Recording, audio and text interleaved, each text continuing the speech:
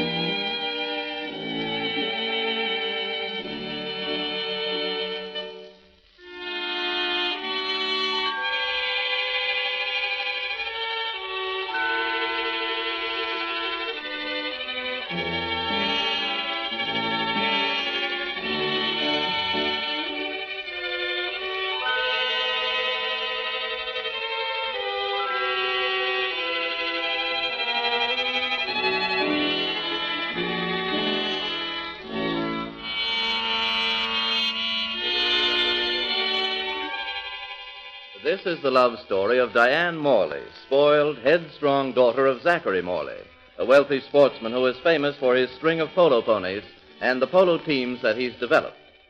Recently, Zachary Morley has organized at the La Mesa Club a girls' polo team with which his daughter Diane has been playing a brilliant, if erratic, game. Our first scene opens at the polo field. The girls' team is at practice. Suddenly, Diane breaks away from the others and rides imperiously up to Toby Trent, the coach. Toby! Hello, Diane. Toby Trent, I asked you yesterday to let me ride Sugar for a while. Well, that horse... You said she was too nervous to be handled by a girl. Yep, that's right. Then why should you let a blonde nobody like Rochelle Martin ride her? That will do, Diane. I'll... You keep still until I finish. You're letting another girl ride Sugar, and I consider it an insult. Take it any way you like. After all, that horse is mine, and I don't intend to lend her to any spoiled, untamed, headstrong... If you mean me, I do mean you.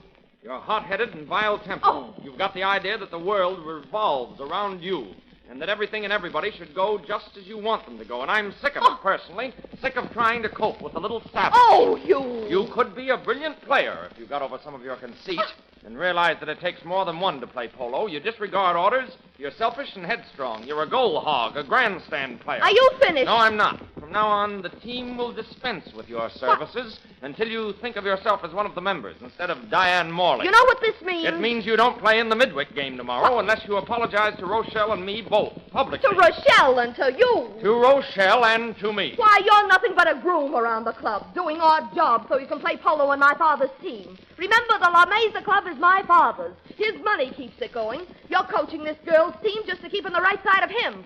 If it weren't for him, you wouldn't be allowed inside the clubhouse. You'd be down in the stable with the rest of the grooms where you belong. And I forgot to add that you are an insufferable snob. Why, you... Now, are you going to apologize, or are you going to clear out of here? I apologize to no one, least of all to a groom. Very well, then. Start riding and ride fast, or I'll take you off that nag and turn you over my knee. I'm going, and when I come back, there'll be a gentleman in your place.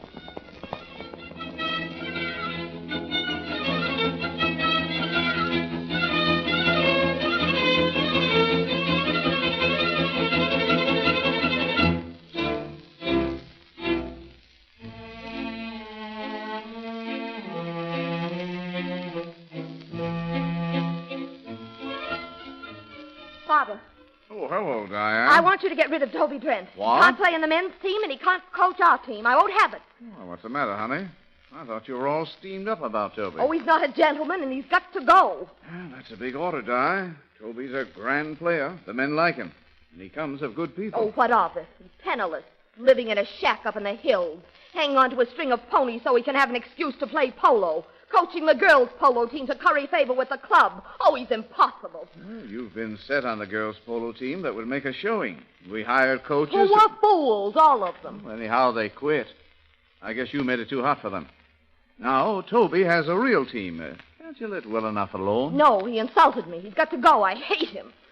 Well, I guess that's that. Only you'll have to furnish me a reason. Reason? Well, I've got to have something I can present to the men at the club. Something other than a whim of my daughter. Well, I'll find something that will knock him off his pedestal with a bang. You got any ideas? Yes. Father, I'm dining with Toby Trent at his shack tonight. Well, of all Oh, the... he doesn't know it yet. It's a surprise to him. I'm going up there, and later I'll phone you. I'll be excited, hysterical, and then you'll come a-running. And then? Then you'll find I've been fighting for my honor all over the place. You'll save me, and you'll have a very good reason to rise up in your fatherly wrath and smack Toby Trent down. My dear, I'm warning you. Young Trent's no weakling. You may come out second best. Oh, I can handle him. He'll end up on his knees. Don't say I didn't warn you.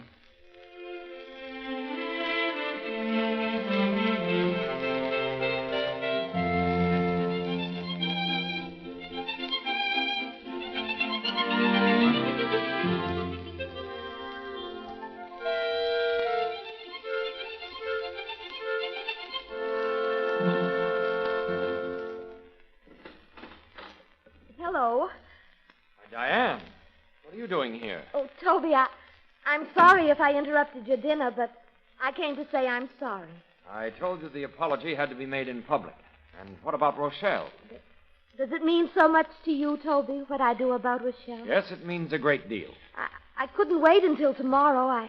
I had to come tonight. Well, now that you've spoken your piece, you can go back. I'm dangerous when I eat. Oh, I'm not afraid. I go to the zoo just to see the animals eat.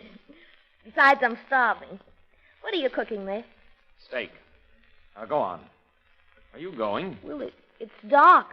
I'm not sure of the trail. Oh, very well. I'll go with you. Come on. Oh, Toby, I can't go and leave you like this, angry at me. I'm going to stay.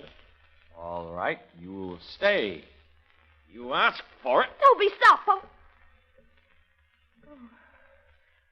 Until you kissed me, I never dreamed it could be like this.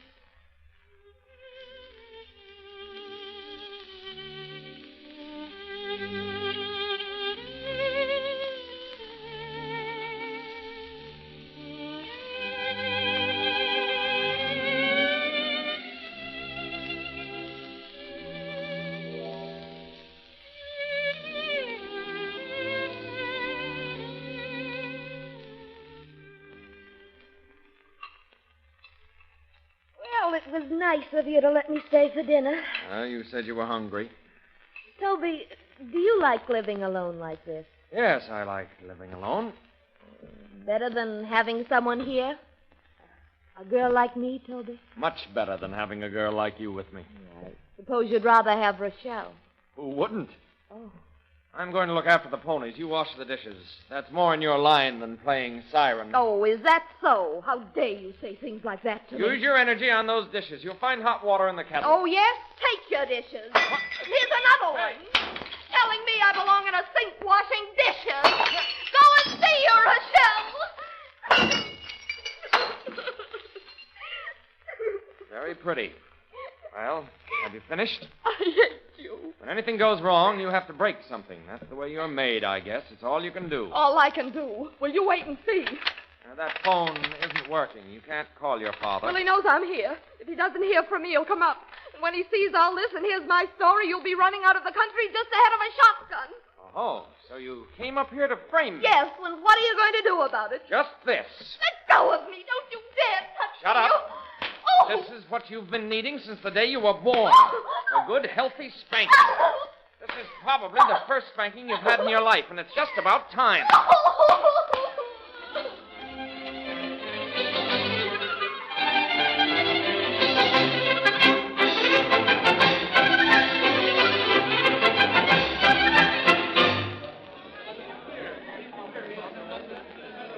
Nice day for the match, Toby.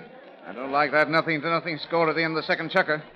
What do you think their chances are? Oh, pretty fair, Mr. Morley. I'm afraid the girls will have to do better than that, though, if they're going to hold that midweek bunch much longer. I wish Diane were playing. Have you seen her? No, not since last night.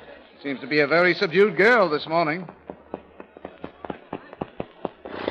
Any instructions, Toby? Yes, Rochelle. When you get out there again, don't be afraid to hit the ball. I notice every time you ride up, you hesitate and lose momentum.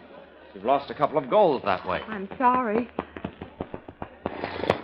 Oh, hello, Diane. Where have you been all day? Toby, I want to play. For the first time in my life, I'm really apologizing. To Rochelle and to you, Toby. Okay. Go on in there and play. You too, Rochelle. Right. And Diane, for the first time in your life, see if you can play with the team. I'll try, Toby. Well, there's no doubt about it. She's a changed girl. And far be it from me to say it's not an improvement.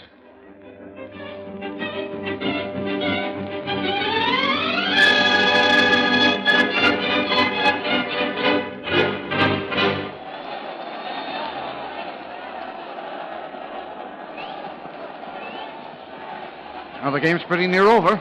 The score is tied. We'd have had 3 more goals if Rochelle hadn't muffed those 3 shots. Oh, why did Diane leave it for her every time? Why didn't she shoot it in herself? She can do it. And yet every time she rides the midweek player off and leaves the shot for Rochelle, and she misses every one of them. Well, you told Diane to play as a member of the team and to quit the solo work. Looks to me as if she is. Now look, Toby, look where the ball is. Right in front of the midweek pole. There goes Diane after it. Oh, if she only takes it. There's Rochelle right after her. She's going to let Rochelle take it. Not if I can stop her. Take it, Diane! Take it yourself! Oh, if she could only hear me. I don't know if she heard you, but she took it. We won the match. Look, that midweek player ran into her. She's down. She's down. Come on, we've got to get out there.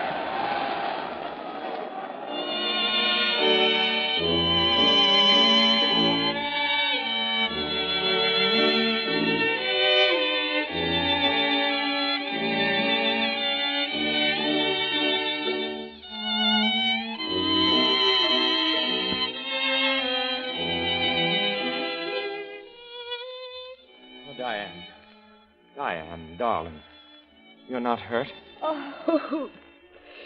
Oh, gosh, I don't think so. I just got the wind knocked out of me when that horse sat on me. Darling, can you ever forgive me? Forgive you for what? Oh, for treating you so cruelly. For fighting against the love that's in my heart. Oh, listen, Toby, I'm the one who needs forgiveness. I was mean and selfish. And I'll never be that way again, Toby. I'll be sweet and gentle. And you'll marry me? Anytime you say. And Toby, if I'm ever nasty again, just give me another spanking, will you? Maybe you don't think I will.